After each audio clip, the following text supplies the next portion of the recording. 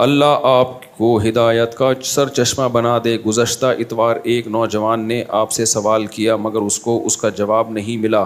وجہ یہ تھی کہ آپ نے بات پوری نہیں سنی۔ اس نے اہل حدیث عالم کا فتویٰ سنایا کہ ان کے عزیز نے 3 طلاق دے دیں اور پھر فتویٰ لے کر دوبارہ ساتھ رہنے لگی۔ سوال یہ تھا کہ ہم ان سے ملیں یا نہ ملیں؟ براہ مہربانی اس کو کیا لکھا کلپ بنا کر اس کو جواب مرحمت فرمائیں۔ اس پہ میں 20 دفعہ کلپ بنا چکا ہوں۔ 3 طلاقیں دینے کے بعد اگر کوئی اہل حدیث سے فتویٰ لے کے بیوی کو رکھتا ہے تو بیوی حلال نہیں ہوگی، سمجھتے ہو؟ کیونکہ قرآن سے فتویٰ لو، پھر حدیث سے فتویٰ لو، پھر صحابہ سے فتویٰ لو۔ تو قرآن بھی فتویٰ دیتا ہے کہ 3 طلاقیں 3 ہوتی ہیں، حدیث بھی فتویٰ دیتی ہے کہ 3 طلاقیں 3 ہوتی ہیں، صحابہ بھی فتویٰ دیتے ہیں سارے کے سارے کہ 3 طلاقیں 3 ہوتی ہیں۔ کسی ایک صحابی سے بھی ثابت نہیں ہے کہ انہوں نے اکٹھی ایک وقت کی 3 طلاقوں کو ایک کہا ہو۔ تو ان سب کو چھوڑ کر اگر کوئی اس زمانے میں کسی اہل حدیث سے فتویٰ لے رہا ہے اور کہ میں قرآن و سنت کو فالو کر رہا ہوں، تو بھائی آپ قرآن و سنت کو نہیں، آپ اندھی تقلید کر رہے ہو، اور اس اندھی تقلید سے ہمیں شریعت نے روکا ہے۔ تقلید مجتہدین کی جاتی ہے، وہ اندھی تقلید نہیں کہلاتی، کیونکہ ان کے پاس علم زیادہ ہے۔ آج کل کے اسکالرس کو آپ فالو کرو گے، یہ اندھی تقلید ہے۔ اب قرآن نے کہا کہ 3 طلاقیں 3 ہوتی ہیں، 2 مقام پہ قرآن نے کہا۔ سورہ بقرہ میں بھی اللہ نے کہا الطلاق مرتان، طلاقیں 2 مرتبہ۔ اس میں اللہ نے یہ فرق نہیں کیا کہ اکٹھی یا الگ الگ مجلس میں۔ جیسے حدیث میں آتا ہے جو 33 مرتبہ سبحان اللہ کہتا ہے نا، بخاری کی حدیث ہے کہ نبی صلی اللہ علیہ وسلم نے کیا ترغیب دی ہے، نماز کے بعد 33 مرتبہ سبحان اللہ۔ تو وہ 33 مرتبہ ایک ہی مجلس میں ہوگا، الگ الگ مجلس میں ہوگا؟ تو حدیث قرآن میں بھی آتا ہے طلاق مرتان، طلاقیں 2 مرتبہ، یعنی وہ طلاقیں جس کے بعد تمہیں رجوع کا حق حاصل ہے وہ کتنی مرتبہ ہیں؟ 2 مرتبہ۔ اور آگے اللہ نے فرمایا فَإِن طَلَّقَهَا، اگر تیسری طلاق دے دی ہے، اس میں اللہ نے اللہ کی قسم یہ فرق نہیں کیا کہ فوراً دی یا بعد میں دی، یہ اہل حدیثوں نے ڈال دی اللہ کے کھاتے میں۔ اللہ کی قسم اللہ نے ایسا کوئی فرق قرآن میں بیان نہیں کیا ہے۔ اللہ نے کہا اسی وقت دیو بعد میں دیو، کوئی فرق نہیں ہے اس میں۔ اگر تیسری دے دی ہے فلا تحل له من بعد حتى تنكح زوجا غيره، خاص طور پہ خدا فتویٰ دے رہا ہے، اللہ فتویٰ دے رہا ہے کہ یہ عورت اب شوہر کے لیے حلال نہیں ہے یہاں تک کہ یہ کسی دوسرے مرد سے نکاح کر لے۔ اور بخاری مسلم کی حدیث کے مطابق نکاح بھی کافی نہیں ہے، میاں بیوی کا فزیکل ریلیشن بھی ہو۔ پھر آگے اللہ کہتے ہیں فَإِن طَلَّقَهَا، پھر اگر وہ دوسرا مرد چھوڑ دیتا ہے تو عورت کے پاس ہی آپشن ہے فَلَا جُنَاحَ عَلَيْهِمَا أَن يَتَرَاجَعَا، پرانا میاں اور یہ بیوی مل کے دوبارہ نکاح کر سکتے ہیں۔ اب اہل حدیث جب 3 طلاق کی بات کریں گے، 3 طلاق کو فوکس کرنے کے بجائے حلالے پہ زیادہ زور لگاتے ہیں۔ وہ حلالہ حرام ہے اسلام میں، حلالہ حرام ہے، 3 طلاق کے بعد عورت کو حلالہ کرواتے ہو۔ کون کروا رہے حلالہ بھائی؟ اللہ نے یہ تھوڑی کہا ہے کہ تیسری طلاق کے بعد عورت چاہے دوسرے شوہر سے شادی کرے، پھر وہ اس سے ہم بستری کرے، پھر وہ اس سے طلاق لے، پھر پرانے شوہر سے نکاح کرے۔ اللہ نے عورت کو یہ اختیار دیا ہے کہ اب وہ پہلے شوہر کے پاس نہیں جا سکتی، کہیں اور جا سکتی ہے۔ کہیں اور جانے کے بعد اگر وہ شوہر چھوڑ دیتا ہے تو اس کے پاس آپشن ہے، کہیں اور بھی جا سکتی ہے، پرانے والے کے پاس بھی جا سکتی۔ کہیں بھی عورت کو مجبور نہیں کیا جا رہا اس میں۔ کہتے ہیں نا عورت کو کھیل بنا لیا۔ کھیل تو جب بنایا جاتا ہے جب عورت کو فورس کیا جا رہا ہوتا، آپ نے اب کہیں اور شادی کرنی ہے، پھر اس سے فزیکل ریلیشن قائم کرنے دینا ہے اس کو، پھر وہاں سے طلاق لینی ہے، پھر وہاں سے پرانے والے کے پاس جانا ہے۔ ابے کب کہا اللہ نے کہ یہ سب کچھ کرو تم؟ تو اللہ میاں نے تو یہ کہا ہے کہ جب تیسری طلاق ہو گئی تو پہلے والے کے پاس نہیں جا سکتی۔ اب آپ کہیں اور شادی کرو گی، یہ شادی عورت کا حق ہے، جہاں چاہے شادی کرے۔ اگر وہاں سے بھی طلاق ہو جاتی ہے پھر اللہ کہتے ہیں تمہارے پاس میں اب تمہیں یہ چھوٹ دے رہا ہوں کہ کہیں اور بھی شادی کر سکتی اور پرانے والے سے بھی۔ زبردستی اب بھی نہیں ہے، کوئی مجبور نہیں ہے عورت کسی بھی معاملے میں اس میں۔ تو یہ اللہ میاں نے کا فتویٰ ہے۔ اس فتوے کے بعد اہل حدیث سے فتویٰ لینا جائز نہیں۔ اللہ میاں نے سورہ طلاق میں بھی فتویٰ دے دیا کہ 3 طلاق کے بعد عورت کو نہیں رکھ سکتے۔ اس میں تو اس سے بھی زیادہ واضح فتویٰ دے دیا اللہ میاں نے 28ویں پارے میں۔ وہاں اللہ میاں نے کیا کہا؟ اذا طلقتم النساء فطلقوهن لعدتهن، جب تم بیوی کو طلاق دیا کرو عدت کے اوقات میں تقسیم کر کے دو، اکٹھی 3 طلاقیں، جملہ مکمل کریں، مت دو، تقسیم کر کے دو۔ صحیح طریقہ یہی ہے، اللہ بیان کر رہا ہے اکٹھی مت دو، 3 مہینے میں ڈیوائڈ کر کے دو۔ اور آگے حدیثوں میں تفصیل ہے کہ وہ 3 مہینوں میں بھی حیض کی حالت میں نہیں ہونی چاہیے، بیوی سے ہم بستری کر لی تو بھی نہیں ہونی چاہیے. پورا ڈیٹیل بتائی اللہ تعالیٰ نے, اس طرح سے دو. تمیز والا طریقہ یہ ہے. آگے اللہ نے اس کی حکمت بیان کی, لا تدری لعل اللہ یحدث بعد ذلک امرا. اللہ اتنی ساری پابندیاں لگا رہا ہے, ایسے دو, ایسے مت دو, یوں دو, اکٹھی مت دو. یہ پابندیاں کیوں لگا رہا ہے؟ اللہ کہتے ہیں تمہیں معلوم نہیں ہے, شاید اللہ جوڑ کی کوئی صورت پیدا کر دے. کیا مطلب؟ اکٹھی دو گے تو یہ ساری حکمتیں فوت ہو جائیں گی. اگر اکٹھی 3 طلاقیں دینے سے ہوتی ہی نہیں, اللہ کہتا ہے تم جتنی مرضی دے دو, ہم ایک ہی مانیں گے اس کو. ٹھیک ہے نا. تو یہ جو اسلام نے اکٹھی 3 طلاقوں پر پابندی لگائی ہے, یہ پابندی اسی لیے لگائی ہے کہ تمہیں ندامت ہوگی, رو گے, چیخو گے, ادھر ادھر سے اٹھ پٹانگ قسم کے فتوے لانے کی کوشش کرو گے. اس عذاب سے بچنے کے لیے کہہ رہا ہوں کہ شروع میں اپنی جان پہ کنٹرول کرو, اپنی زبان پہ کنٹرول کرو. تو اگر اکٹھی 3 طلاقیں ہوتی ہی نہیں تو اللہ تعالیٰ اتنی ڈیٹیل سے کیوں طلاق کے طریقے بتاتا؟ دیکھو آپ کہیں جا رہے ہو, ایک شارٹ کٹ راستہ ہے, ہم آپ کو ایک راستہ بتاتے ہیں, بھائی پہلے یہاں جانا, پھر وہاں جانا, پھر یوں کرنا. اس چیز کو حاصل کرنے کا یہ طریقہ ہے. آپ کہیں یار اتنی ٹینشن میں ابا آپ نے ڈال دیا, پہلے یہ کرنا ہے. اور آپ کے مطلب کی مثال, جب تک آپ کے مطلب کی مثال نہیں آئے گی بات سمجھ میں نہیں آئے گی. آپ کو کہیں رشتہ چاہیے, صحیح ہے نا, اب سمجھ میں آئے گا. تو آپ منہ اٹھا کے چڈی بنیان پہن کے چلے گا, ٹھک ٹھک ٹھک دروازہ بجائے رشتہ دے دیں, وہ چماٹ مار کے بھگائیں گے کہ نہیں بھگائیں گے؟ بھئی آپ کا پروگرام کیا ہو جائے گا؟ برباد ہو جائے گا. عقل مند سے مشورہ کیا, وہ کہے گا بھائی تو عام حالات میں جو بھی تیری ڈریسنگ ہو نا چھوڑ دے اس کو. یہاں جانے کے لیے 3 پیس سوٹ, ٹائی, نہا دھو کے شیمپو سے نہایا, خوشبو استعمال کی, اور پراپر وے میں کسی سے ادھار گاڑی ادھار لے لے, اور پچھلی سیٹ پہ بیٹھنا. سیٹ لوگ ہمیشہ کہاں بیٹھتے ہیں؟ پچھلی سیٹ. ڈرائیور کے ساتھ نہیں بیٹھتے, پچھلی سیٹ پہ بیٹھنا. اور کوئی فائل بھی لیپ ٹاپ لے لینا جیسے کوئی آفس کا کام کر رہا ہے. تو وہاں جا کے بڑی تمیز سے وہ پورا پراپر وے میں یہ کرنا, پھر یہ اسٹیپ, پھر یہ اسٹیپ, پھر میں اس سلسلے میں آیا تو وغیرہ, پورے طریقے بتائے گا نا.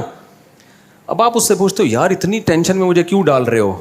بھائی اس لیے ڈال رہے ہیں کہ اگر تو نے اس پروسیس کو اختیار نہیں کیا تو نقصان کس کا ہے؟ تیرا ہے. تیرا بیڑا غرق ہو جائے گا, تیرا سارا پروگرام برباد ہو جائے گا. تو اللہ نے کہا کہ بیوی کو اپنے نکاح سے نکالنا ہے نا, تم نے اکٹھی مت دو. طلقوہن لعدتہن واحصوا العدہ, عدت کے دن بھی کاؤنٹ کرو, تقسیم کر کے دو. کیوں؟ لا تدری لعل اللہ, اگر تم نے یہ نہیں کیا نا تو ومن یتق اللہ یجعل لہ مخرجا, جو اللہ سے ڈر کے طلاق دیتا ہے اللہ اس کے لیے مصیبت سے نکلنے کا راستہ رکھتے ہیں. کیونکہ بسا اوقات طلاق دینے سے پہلے جو کیفیت ہوتی ہے دینے کے بعد چینج ہو چکی ہوتی ہے. ابھی تک تو بیوی اپنے نکاح میں ہے, اب جب طلاق دیتا ہے تو پھر آدمی سوچتا ہے بھائی میں نے کیا ہے. تو اللہ کہتے ہیں اگر تم غلط طریقے سے طلاق دو گے, اپنی جان پہ ظلم کر بیٹھو گے, تمہارے لیے اس مصیبت سے نکلنے کا راستہ ختم ہو جائے گا. تو یہ پورا پروسیس بتایا ہی اس لیے جا رہا ہے مرد کو فیور دینے کے لیے کہ بھائی طریقے سے دو گے تو ندامت کی تلافی ہوگی. 1 دو گے نا رجوع کر سکو گے, 2 دو گے دوسرے مہینے میں رجوع, کیونکہ اتنے مہینے میں جب میاں عورت کو بھی پتا ہوگا اب نکاح ختم ہونے والا ہے, ہو سکتا ہے وہی قدموں میں گر جائے تمہارے, غلطیوں سے رجوع کر لے. وہ آہستہ آہستہ ایک چیز ہوتی ہے تو اس میں انسان کو سنبھلنے کا موقع ملتا ہے. آپ اچانک حبیب بینک کی بلڈنگ پہ چڑھ رہے ہو, نہیں چڑھو گے بھائی, اسٹیپ بائی اسٹیپ جاؤ. اچانک جاؤ گے تو مرو گے اور کچھ بھی نہیں ہوگا. تو اللہ نے بھی کہا کہ جب بیوی کو نکاح سے نکالنا ہے تو اکٹھی 3 دو گے تو اب تمہارے لیے مصیبت سے نکلنے کا راستہ نہیں رہے گا, کیونکہ تم نے خدا کے بتائے ہوئے طریقے کے مطابق نہیں دیے. تو یہ سارا طلاق کا سیٹ اپ ہی اہل حدیث کے فتوے کی روشنی میں, سارا اسلام کا بنایا ہوا سیٹ اپ ہی برباد ہو گیا. صحیح ہے نا. انہوں نے کہا ہوتی ایک ہے, جب ایک ہی ہوتی ہے تو اللہ کو یہ کہنے کی کیا ضرورت تھی؟ اللہ کہتا ہے جس طرح مرضی دینی ہے تو میں کتنی کاؤنٹ کروں گا, اس کو 1 کاؤنٹ کروں گا. تو یہ طریقے کیوں بتا رہے ہیں اللہ تعالیٰ؟ اس کی مثال ایسے جیسے آپ کو پتا ہے کہ بھائی وہ رشتے والے تو انکار ہی کریں گے, تو چاہے لینڈ کروزر میں جا یا سوٹ ٹائی میں جا, تو جب آپ کو پتا ہے اس نے انکار ہی کرنا ہے, پھر آپ سوٹیبل طریقے نہیں بتا رہے ہوتے کہ یوں جاؤ یوں جاؤ یوں جاؤ, پھر تھوڑی ہے. تو اگر 3 طلاقیں ایک ہوتی تو سورہ طلاق میں اللہ طلاق دینے کے طریقے نہ بتاتا, اس کی حکمتیں نہ بتاتا. تو طلاق کے حکام بیان کرنے کے بعد اللہ نے کیا کہا؟ وَمَن يَتَّقِ اللَّهَ يَجْعَل لَهُ مَخْرَجًا. یہ بہت مضبوط دلیل ہے, اہل حدیث کے پاس اس آیت کا کوئی جواب نہیں ہے. میں بہت علماء سے ملا ہوں اہل حدیثوں کے, نہیں جواب ہے ان کے پاس. ادھر ادھر کی پھینکنا شروع کر دیتے ہیں. قرآن طلاق کے حکام بیان کر کے پتہ ہے کیا کہتا ہے؟ وَمَن يَتَّقِ اللَّهَ، جو اللہ سے ڈرتا ہے، يَجْعَلْ لَهُ مَخْرَجًا، اللہ اس کے لیے مصیبت سے نکلنے کا راستہ رکھتا ہے. عبداللہ بن عباس کے پاس جب کوئی شخص آیا نا اکٹھی 3 طلاقیں دے کے، بہت ندامت تھی. ابو داؤد کی صحیح حدیث ہے، اہل حدیث بھی اس حدیث کو صحیح مانتے ہیں. تو اب حضرت عبداللہ بن عباس کے پاس آیا کہ میرے چچا نے 3 طلاقیں دے دی ہیں اور بہت سخت ندامت ہے ان کو. انہوں نے فرمایا قرآن کی آیت دلیل میں پڑھی کہ اللہ کہہ رہا ہے وَمَن يَتَّقِ اللَّهَ أَن يُطَلِّقُ كَمَا أَمَرَهُ اللَّهُ، جو اللہ سے ڈرتا ہے یعنی اللہ کے بتائے ہوئے طریقے کے مطابق طلاق دیتا ہے تو اللہ اس کے لیے مصیبت سے نکلنے کا راستہ رکھتے ہیں. سوچ کا راستہ ہوتا ہے، اس کے پاس آپشن ہوتا ہے کہ ابھی بھی ریورس ہو سکتا ہے. بھائی تیرا چچا اللہ سے نہیں ڈرا، فلم يجعل له مخرجا، اللہ نے اس کے لیے مصیبت سے نکلنے کا راستہ نہیں رکھا. اہل حدیث حضرات، میں ان کی عزت دیتا ہوں، میرا مقصد ان کی توہین نہیں ہے. میں نے دیکھا ہے بھائی علم میں آج کل پبلک کے پاس علم بہت ہے، علم میں عمق اور گہرائی نہیں ہے. اس لیے ہم تمہیں کہتے ہیں مجتہدین کو فالو کرو، مجتہدین کو فالو کرو. کوئی جواب نہیں ہے ان آیتوں کا. تو عبداللہ بن عباس تو مفسر قرآن تھے، وہ صاف کہہ رہے ہیں کہ بھئی اللہ نے طریقہ بتایا تھا، تیرے چچا نے اس کا خیال نہیں کیا، تو اللہ تو کہہ رہا ہے مصیبت سے نکلنے کا راستہ نہیں ہے. اہل حدیث پتہ ہے اس فتوے کا کیا جواب دیتے ہیں عبداللہ بن عباس کے؟ وہ ایک جواب دیتے ہیں کہ ایکچولی حضرت عمر نے لاء بنایا تھا کہ 3 طلاقیں 3 ہوں گی، تو اس لاء کی وجہ سے عبداللہ بن عباس نے 3 کے 3 ہونے کا فتویٰ دیا. اس لاء کی وجہ سے اگر 3 کے 3 ہونے کا فتویٰ دیا ہوتا تو اس لاء کا ریفرنس دیتے، قرآن کی آیت دلیل کے طور پہ پیش بولو نہیں کرتے. وہ سورہ طلاق کی آیتیں پڑھ کے سنا رہے ہیں کہ اس سے میں اس کے بیس پہ میں کہہ رہا ہوں. اور حضرت عمر نے اگر یہ لاء بنایا تھا کہ نبی کے دور میں 3 ایک ہوتی تھی، حضرت عمر نے اس کو 3 کیا ہے، یہ سیاسی فیصلہ نہیں ہے، پھر یہ اسلام میں بدترین تحریف ہے. پھر آپ حضرت عمر کو امیر المومنین بھی بولتے ہو اور آپ کہتے ہو انہوں نے تحریف بھی کر دی. تو یہ کیسے ہو گیا میرے بھائی؟ اور سارے صحابہ اس تحریف پر خاموش بھی ہیں، کوئی ایک بھی اعتراض نہیں کر رہا. تو یہ تو تحریف ہے دین میں کہ اللہ کہہ رہے ایک بیوی حلال ہے، عمر کیا کہہ رہے ہیں؟ میں حرام کر رہا ہوں لاء بنا کے. پھر تو گورنمنٹ نے صحیح کیا، عدالتی خلا کا قانون بنا دیا، پھر تو گورنمنٹ کو بھی حق حاصل ہے. گورنمنٹ کہہ رہی ہے اسلام نے خلا کا حق مرد اور عورت کو دیا ہے، دونوں کے دستخط دونوں کی رضا سے ہوگا، لیکن سیاسی قانون یہ کہ اب عورت یک طرفہ خلا لے سکتی ہے. تبھی تو ہم اس کے خلاف آواز اٹھاتے ہیں، بھائی یہ سیاسی فیصلہ نہیں تو اسلام میں تحریف ہے. تو پھر تو بھائی ایک اور تحریف ہو جائے گی کہ کوئی اور خلیفہ آئے گا مسلمانوں میں، وہ کہے گا کہ 3 طلاقیں ایک بھی نہیں ہوتی، جاؤ، جب تک گورنمنٹ طلاق نہیں دے گی ہوگی ہی نہیں. تو یہ اسلام نہیں ہے، یہ یونائٹڈ نیشن ہے میرے بھائی، ٹھیک ہے نا. یونائٹڈ نیشن یہ کر سکتی ہے، حضرت عمر یہ نہیں کر سکتے. تو اہل حدیث کے پاس ان باتوں کا کوئی جواب نہیں ہے. اور چلو ہماری فہم کو چھوڑو، صحابہ سے دکھا دو یار. کسی ایک صحابی نے، میں آپ کو دکھا دوں گا بہت سارے صحابہ سے جن کے پاس جب بھی اکٹھی 3 طلاقوں کا کیس آیا، رخصتی کے بعد، رخصتی سے پہلے فرق ہے، رخصتی پہلے کے حکام الگ ہیں، رخصتی کے بعد جب بھی کیس آیا اکٹھی 3 طلاق کا، سب نے 3 ہی کہا ہے اس کو. چاروں اماموں نے 3 کہا، امام بخاری نے 3 کہا، کوئی محدث نہیں ہمیں ملتے جنہوں نے 1 کہا. صرف میں ایک محمد ابن اسحاق جو انتہائی متنازع راوی ہے، انتہائی متنازع راوی، جس کے بارے میں امام مالک نے کہا یہ دجال ہے، کذاب ہے، امام احمد نے کہا نہیں کذاب تو نہیں ہے لیکن اس کی حدیث حجت نہیں ہے، احکام میں اس کی حدیث حجت، تاریخی باتوں میں اس کی بات لی جائے گی، شرعی احکام میں نہیں. وہ محمد بن اسحاق کی طرف منسوب ہے کہ وہ 3 طلاق کو ایک کہتے تھے. تو اہل حدیثوں کی کتابیں میں نے پڑھی ہیں، انہوں نے کہا انہوں نے محمد بن اسحاق کو امام بنا دیا، مجتہد. مطلب یہ کہ کسی امام اور مجتہد سے نہیں مل رہا 3 کو ایک کہنا، تو جس سے مل رہا ہے اسی کو مجتہد بنا دو. یہ نہیں ہوتا میرے بھائی، ٹھیک ہے نا. یعنی کسی بڑے محدث سے مجتہد سے نہیں ملا کہ انہوں نے 3 کو ایک کہا ہو، تو انہوں نے کہا جس نے ایک کہا ہے نا اسی کو کیا قرار دے دو. یہ ایسا ہی ہو گیا. جون پور میں ایک آدمی کی پھانسی کے لیے گیا تو اس کی گردن آ نہیں رہی تھی، اتنی موٹی تھی. تو جلاد نے کہا پھر جس کی آ رہی ہے اس کو لٹکا دو. حکومت نے کہا جلاد سے کہ اس کی گردن آ نہیں رہی ہے، موٹی بہت ہے، تو چلو جس کی آ رہی ہے اس کو لٹکا دو. تو اہل حدیثوں نے بھی یہی کیا ہے. محمد بن اسحاق ایک متنازع راوی ہے، اس کو امام بنا دیا. تو وہ کہاں سے امام ہو گیا بھائی، ٹھیک ہے نا. پھر نبی کے سامنے جب حدیث آئی, نبی کو پتہ چلا کہ ایک شخص نے اکٹھی 3 طلاقیں دی ہیں, حدیث میں آتا ہے, آپ غضبناک ہو کے کھڑے ہو گئے. تو صحابی رسول نے کہا کہ یا رسول اللہ آپ مجھے اجازت دیں میں اس کو قتل کر دوں. آپ نے فرمایا ایلعب بکتاب اللہ وانا بین اظہرکم, اللہ کی کتاب سے کھیل رہے ہو, اکٹھی طلاقیں دے رہے ہو. تو اگر یہ نہیں ہوتی تو غصہ آتا آپ کو بھائی؟ پھر تو آپ کہتے چلو جتنی بھی دی ہیں ہوئی کتنی ہیں, ایک ہی ہوئی ہے. اور وہ حضرت رکانہ والی لنگڑی لولی سند والی حدیث پیش کرتے ہیں اہل حدیث کہ نبی نے 3 طلاقوں کو ایک قرار دیا ہے. وہ اتنی لنگڑی لولی سند ہے نا اس کی کہ شرم آنی چاہیے یار اس حدیث کو صحیح کہتے ہوئے. مجھے بہت افسوس ہوا, خلیل الرحمان نہیں ہیں جو اہل حدیث کے قاری خلیل الرحمان, ٹیلی ویژن میں بیٹھے ہوئے ہیں اور وہ حضرت رکانہ والی حدیث پیش کر رہے ہیں کہ نبی نے 3 طلاقوں کو قرار دیا. میرا بڑا دل چاہ رہا تھا میں ان کے سامنے ہوتا, میں کہتا حضرت اس کی آپ کائنڈلی ذرا سند تو پڑھو یار. اور جو صحیح سند سے حضرت رکانہ سے مروی ہے وہ ان کے اگینسٹ جا رہی ہے, وہ نہیں بیان کریں گے, ٹھیک ہے نا. جو صحیح سند سے حضرت رکانہ سے ہے اس میں یہ ہے کہ آپ نے ان سے حلفیہ بیان لیا کہ تمہاری نیت کتنے کی تھی. انہوں نے کہا اللہ کی قسم یا رسول اللہ میری 1 کی نیت تھی. بعض دفعہ انسان ایک بات کو 3 دفعہ دہراتا ہے, جیسے سانپ ایک نظر آیا, آپ کہتے ہو سانپ سانپ سانپ, مطلب کیا ہے 3 سانپ ہیں 1. تو بعض دفعہ یہ ہوتا تھا کہ 1 کی نیت کر رہا ہے مرد کہ میں 1 دے رہا ہوں, لیکن وہ سمجھانے کے لیے اس کو دہرائے گا. تو اس پہ نبی نے قسمیہ حلفیہ بیان لیا صحابی سے, انہوں نے کہا میری اللہ کی قسم 1 کی نیت تھی. یہ سند صحیح ہے. اس سے پتہ چلتا ہے کہ 3 ہوتی ہیں. ہاں اگر کوئی حلفیہ بیان دے دے کہ میری 1 کی نیت تھی تو پھر کتنی سمجھی جائیں گی؟ 1. کہا کہ 1 ہے لیکن اسی 1 کو کئی بار جیسے ہوتا ہے نا, ایک آدمی نے بیوی کو 1 طلاق دی, پھر 10 لوگوں کے سامنے بول رہا ہے میں نے دے دی ہے طلاق, تو وہ 1 ہی کو ریپیٹ کر رہا ہوتا ہے. لیکن اب علماء کہتے ہیں کہ اب جھوٹ پلوت کا دور ہے. اب اگر کوئی یہ بیان بھی دیتا ہے نا کہ میری نیت 1 کی تھی تو گواہوں کے بغیر اس کا دعویٰ نہیں قبول ہوگا, کیونکہ اب شہوت پرستی کا دور ہے. لوگ 3 دے رہے ہوتے ہیں اور پھر بعد میں بول دیں گے میری نیت 1 کی تھی. تو اب یہ ہے کہ اگر کسی نے 1 دینی ہے تو پہلے گواہ بنائے گا کہ میں 1 دے رہا ہوں, اسی کو میں 3 دفعہ ریپیٹ کروں گا, لیکن میری نیت کیا ہے 1 کی.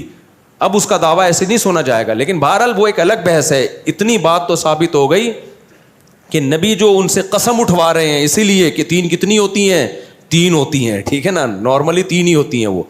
تو اہل حدیث کا اس بارے میں بالکل کوئی کچھ بھی نہیں ہے, ایسے بیکار باتیں. تو اس لیے کوئی اہل حدیث سے 3 طلاقوں کے 1 ہونے کا فتویٰ لے لے گا, بیوی حلال نہیں ہوگی. اور ویسے بھی میں اہل حدیث سے بولتا ہوں آپ تو تقلید کے خلاف ہو, آپ اہل حدیث سے فتویٰ لے کیوں رہے ہو؟ آپ قرآن و سنت سمجھو نا. تو آؤ ہم قرآن و سنت بتاتے ہیں آپ کو. یہاں آپ ابو حنیفہ کی تقلید کے بجائے کس کی کر رہے ہو؟ اہل حدیثوں کی. اور دلیل یہ دیتے ہو کہ اہل حدیث چونکہ قرآن و سنت سے فتویٰ دیتے ہیں اس لیے ہم اہل حدیث کی تقلید یا اتباع کرتے ہیں. تقلید کا نام ہٹا دیا انہوں نے, بات ایک ہی ہے, کان ادھر سے پکڑو ادھر سے. اتباع بھی وہی چیز ہے بھائی.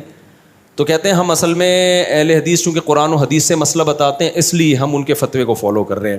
آؤ میرے پاس بیٹھو, میں بھی آپ کو تورات اور انجیل سے نہیں بلکہ کہاں سے بتاؤں گا, قرآن و حدیث سے بتاؤں گا, ان کے سارے اشکالات کے جواب دوں گا. لیکن آپ آتے نہیں ہو اس لیے کہ آپ نے تحقیق کرنی نہیں ہے, آپ تقلید کرنی ہے, لیبل اس پہ تحقیق کا لگا رہے ہو آپ. اس لیے اہل حدیث بھی کنفرم تقلید ہی کرتے ہیں. اگر تحقیق کرنی ہوتی تو ہر مکتبہ فکر کے پاس جا کے ان دلائل کا جواب پوچھتے. اتنا ٹائم ان کے پاس نہیں ہوتا, ایک طرف کے دلائل سنتے ہیں اور اس کو فالو, یہی تو تقلید ہے. تو جب یہ کرنا ہی ہے اور عوام کے پاس اس کے علاوہ کوئی چارہ بھی نہیں ہے, تو جب کرنا ہی ہے تو پھر مجتہدین کی کرو نا بھائی, جنہوں نے جو محقق گزرے ہیں ان کی کرو پھر تقلید. پھر ان لوگوں کی کیوں کر رہے ہو جو آج کے لوگ ہیں؟ لیبل پہ منجن بکھ رہا ہے بہت سارا.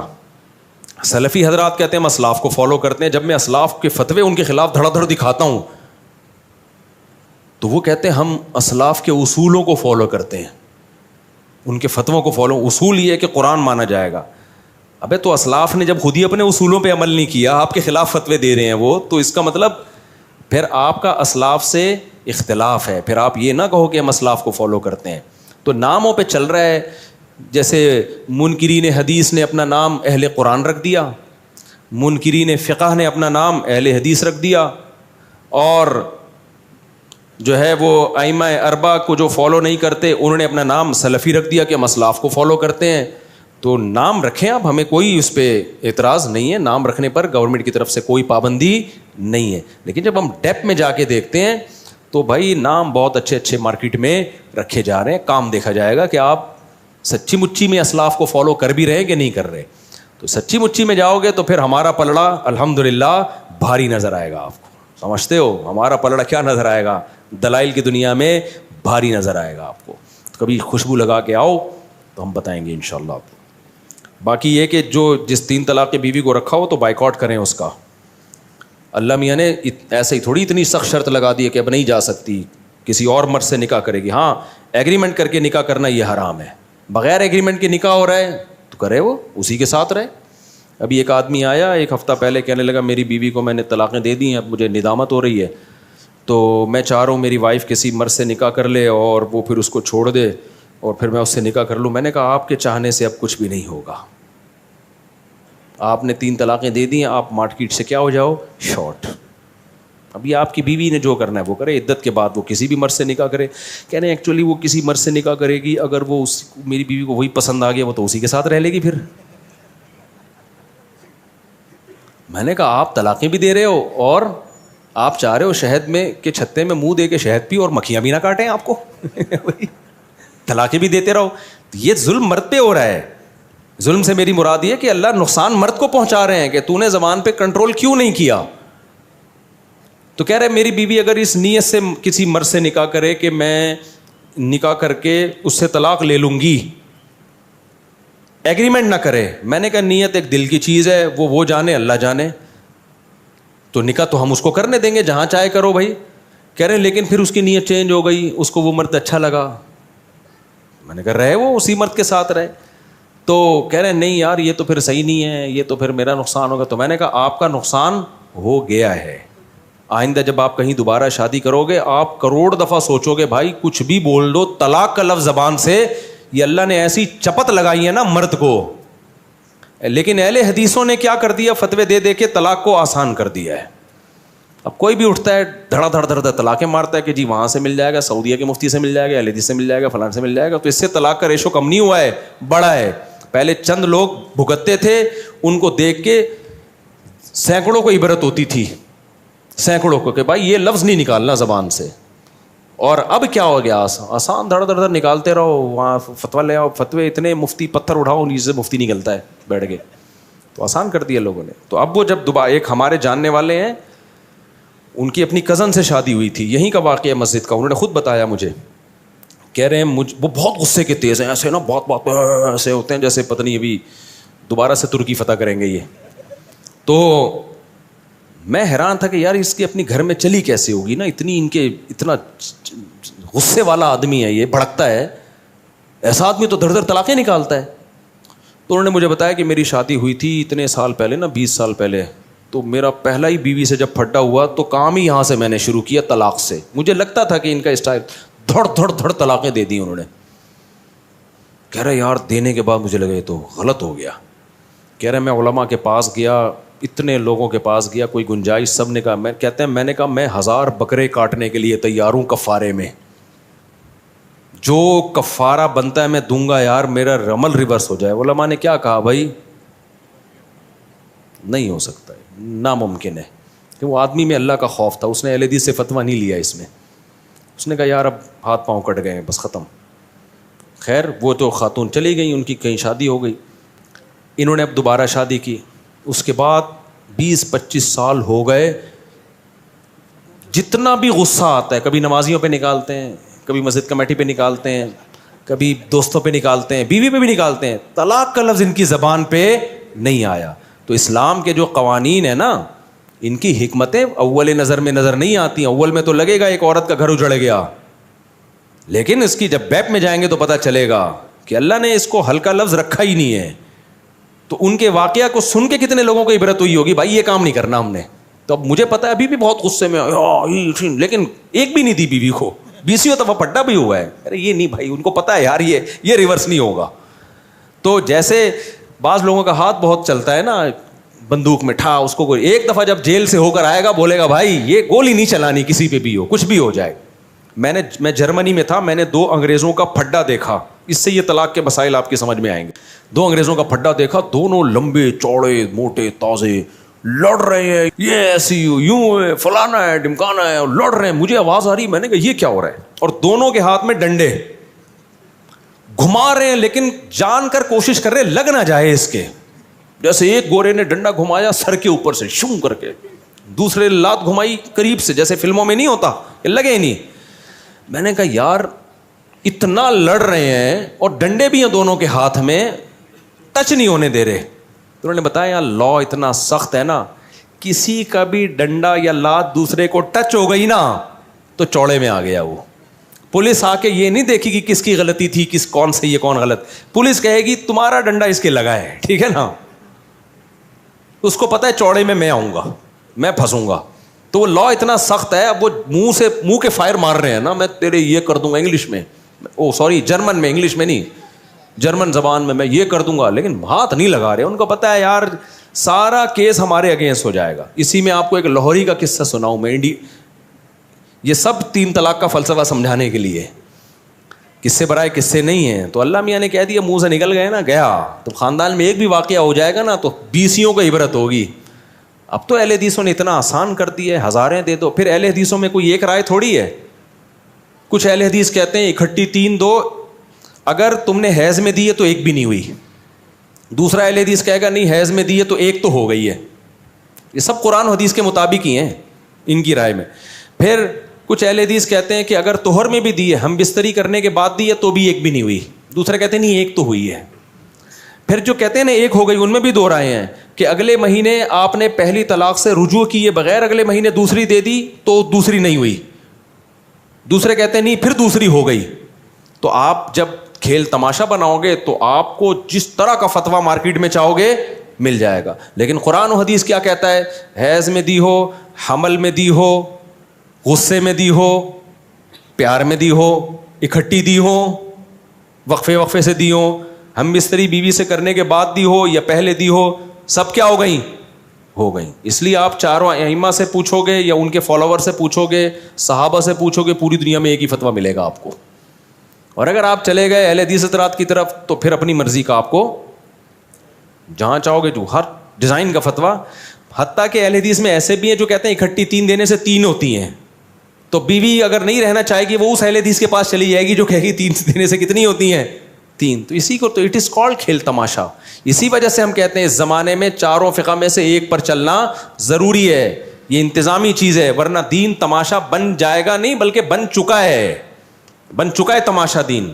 اس کے بہت خطرناک سائیڈ افیکٹ ہیں جو آج کل مارکیٹ میں جو آپ نے بے لگام کر دیا نا امت کو قرآن و سنت کے نام پہ, یہ بے لگام ہوتی چلی جا رہی ہے. تو انجینئر جیسے لوگ پیدا ہو رہے ہیں, غامدی صاحب جیسے لوگ پیدا ہو رہے ہیں, تو ایک مثال ہے. یہ سب قرآن و سنتی کی بات کر رہے ہوتے ہیں بے لگام ہو کے. تو امت کو لگام دینے کی ضرورت ہے. جو متداول فقہ چلتے ہوئے آ رہے ہیں نا صدیوں سے مدون, انہی میں سے کسی ایک کو فالو کریں گے تو امت کی نجات ہے, ورنہ بیٹھتے رہو فرقے بناتے رہو بیٹھ کے. تو وہ میں کیا بتا رہا تھا, ہاں وہ لاہور والے کا قصہ سنا رہا تھا. وہ کیا ہوا, وہ مجھے خود انہوں نے بتایا. کہتے ہیں میری کسی عربی سے ہو گیا پھڈا, ٹیکسی ڈرائیور تھے وہ, اب عربی تو بڑے مضبوط ہوتے ہیں. کہہ رہے ہیں ہوا یہ ہے کہ اب جب پھڈا ہوا نا تو سعودی عربی نے مجھے ہلکا سا دھکا دیا, میں نے بہت زور سے جا کے میں گرا, یعنی اس نے ہلکا سا لگایا نا. کہہ رہے میں نے ایسا اپنے اوپر اس دھکے کو مسلط کیا جیسے اس نے مجھے رکھ کے چماٹ مارا, اتنا زور سے. کہتے ہیں میں خود بخود ہی فٹ پاتھ پہ رگڑ رہا ہوں تاکہ خراشیں آئیں, خون نکلے. ابے میں نے کہا یار میں گرا ہوں, اور میں ایسے جا کے نا وہ عربی بھی دیکھ رہے یار یہ تو میں نے یوں کیا ہے, میں نے اس کو ہو کیا گیا. کہہ رہے یوں گرا ہوں اور یوں کر کے نا خراشیں آ رہی ہیں, گھٹنے پہ چوٹ آ رہی ہے, یہ آ رہی ہے, قمیض پھٹ رہی ہے, شلوار پھٹ رہی ہے, پتہ نہیں کیا کیا جو اس سے بس میں تھا اس نے کر لیا. یہی ہوا, عربی اندر ہو گیا جیل میں. کہہ رہی ہے معافیاں مانگ مانگ کے اس نے جان چھڑائی ہے, مجھ سے بھائی معاف کر دے یار, آئندہ کسی لاہوری سے. جرمانہ بھی دیا اس نے عربی نے, جیل میں بھی گیا. وہ سعودی جو ہے نا کہہ رہا معافیا مانگ مانگ کے مجھے ترس آئے, چل جا. کیا یار. تو ایک اور قصہ ہے یار, اب کیا کرے یار. ہمارے ایک جاننے والے تھے, اللہ ان کی مغفرت کرے, ان کی وہ بائک پہ کہیں جاتے ہوئے نا کسی کو ٹکر مار دی, اتنی زور سے ماری وہ بندہ نیچے گرا ہے, اس کا سر پھٹا, بے ہوش ہو گیا. ان کو لگا بیٹا میں آ گیا چوڑے میں. یہ کہتے ہیں میں گرا ہوں. اچھا ہوا یہ کہ ان کو نا لوگ 4 آدمی اٹھا کے لا رہے تھے, جاننے والے تھے, نام نہیں بتاؤں گا, بڑے نیک آدمی تھے, بس بیچاروں سے ایسی حرکت ہو گئی. تو 4 آدمی نا ہمارے ایک جاننے والے صاحب تھے, ان کو اٹھا کے لا رہے ہیں ان کے گھر پہ. میں نے دیکھا, میں نے کہا کیا ہو گیا؟ کہہ رہے ہاں ہو مر رہا ہوں. اب 4 آدمی لا رہے ہیں یار, یہ تو مر رہے ہیں بھائی, سانسیں اکھڑ رہی ہیں ان کی, ایسے بنے ہوئے نا. میں نے کہا ہاسپٹل لے کے, کہہ رہے نہیں ہاسپٹل نہیں, گھر لے کے جاؤ. میں نے کہا بھائی یہ اس کہہ رہے ان کا خطرناک ایکسیڈنٹ ہوا ہے, یہ مر رہے ہیں. جو لوگ لے کر آئے نا ان کو اٹھا کے, یہیں یو پی موڑ سے, یو پی موڑ پہ ایکسیڈنٹ ہوا, یہ بائک پہ تھے اور چیخ رہے, ہاں ہو لگایا ہوا ہے انہوں نے. 4-6 آدمی اٹھا کے لا رہے ہیں ان کو. تو کہہ رہے ہیں یہ تو ہم نے تو بہت کوشش کی, ہسپتال جا ہی نہیں رہے. میں نے کہا نہیں ان کو ہاسپٹل لے کے جاؤ. مجھے ترس آ رہا ہے یار, مرمرا نہ جائے, پتہ نہیں اندرونی چوٹ ہے, باہر سے کچھ بھی نظر نہیں آ رہا تھا مجھے نا. میں نے کہا اندر کوئی پھیپڑا ویپڑا ہل گیا لگ رہا ہے. میں کہہ رہا ہوں بھائی ان کو لے کے جاؤ. کہہ رہا نہیں گھر لے کے جاؤ, مر رہا ہوں. ہاں گھر لے گئے ان کو. میں نے مجھے بڑا تھوڑی دیر میں جب معاملہ ٹھنڈا, وہ چلتے ہوئے آ رہے ہیں نا, بڑے انجوائے. میں نے کہا بچ کے. کہہ رہے بھائی مسئلہ یہ ہوا ہے, غلطی میری تھی.